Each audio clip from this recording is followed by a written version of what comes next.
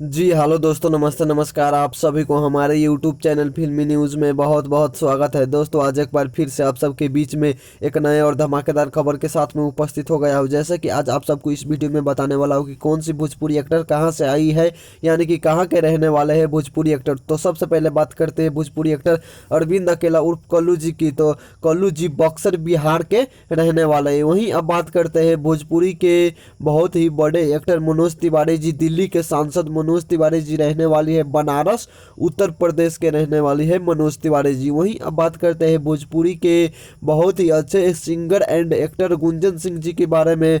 तो गुंजन सिंह जी नौदा बिहार के रहने वाला है। वहीं अब बात करते हैं भोजपुरी के राइजिंग स्टार रितेश पांडे जी के बारे में।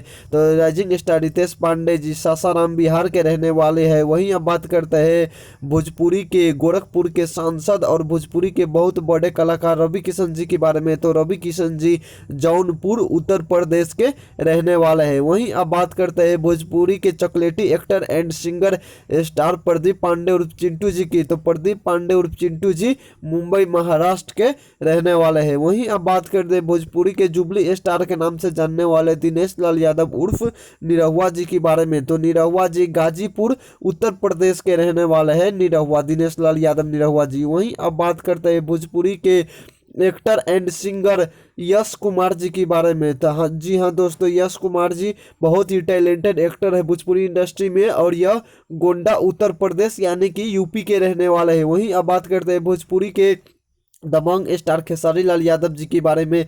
तो खेसारी लाल यादव जी छपरा बिहार के रहने वाले हैं। वहीं अब बात करते हैं भोजपुरी के mega power star, mega trending star के नाम से जानने वाले angry young man super star Pawan Singh ji के बारे में। तो पवन सिंह जी आरा बिहार के रहने वाला है। तो दोस्तों यही था आज का अपडेट। अगर आप सबको यह वीडियो पसंद आए तो वीडियो को लाइक जरूर करें और अभी तक हमारे यूट्यूब चैनल फिल्मी न्यूज़ को सब्सक्राइब नहीं किए हो तो सब्सक्राइब करके और साथ में बेल आइकन को दबाना ना भूलें। धन्यवाद।